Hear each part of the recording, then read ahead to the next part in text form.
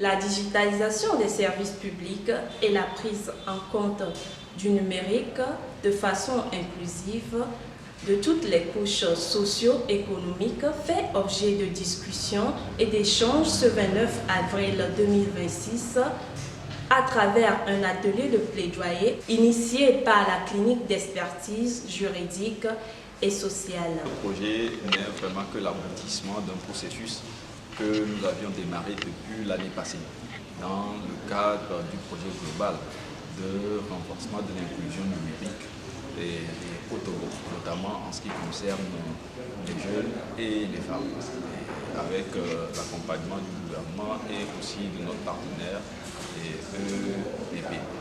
Et aujourd'hui, nous en sommes en fait à l'aboutissement du processus. Nous avions eu à élaborer en fait un guide à l'usage des collectivités territoriales qui a pour objectif de faciliter la prise en compte du numérique dans la gouvernance administrative à l'échelle locale. La réunion d'aujourd'hui fait donc suite à cette série d'activités que nous avions organisées.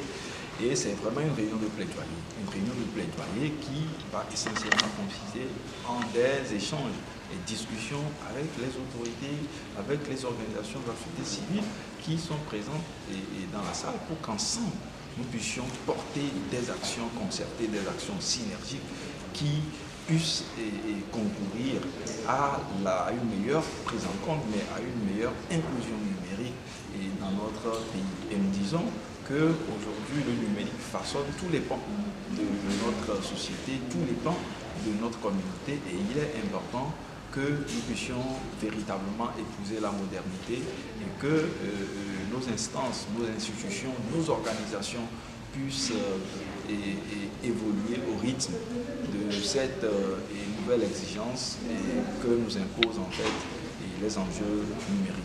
Adressé à l'endroit des acteurs des communes, le document de plaidoyer soumis à l'appréciation des participants résulte d'un processus participatif prenant en compte le cadre normatif afin de parvenir à une gouvernance locale transparente.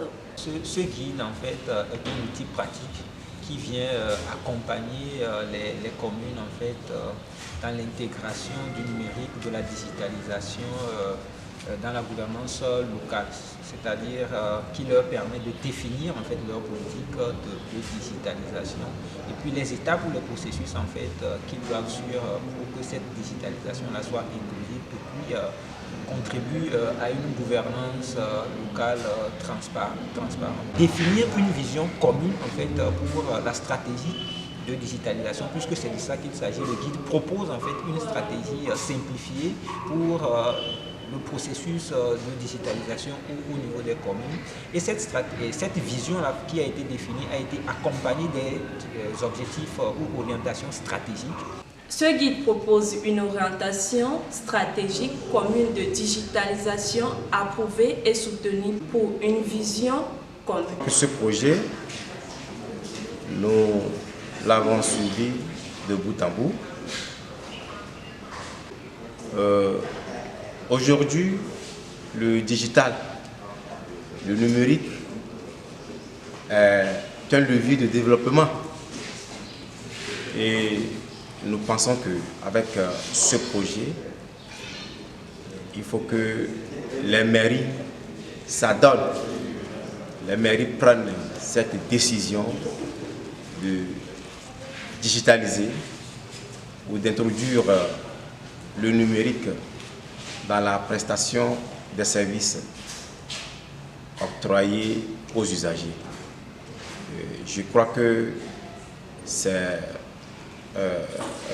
un facteur qui permettra d'être plus rapproché des usagers pour leur bien-être.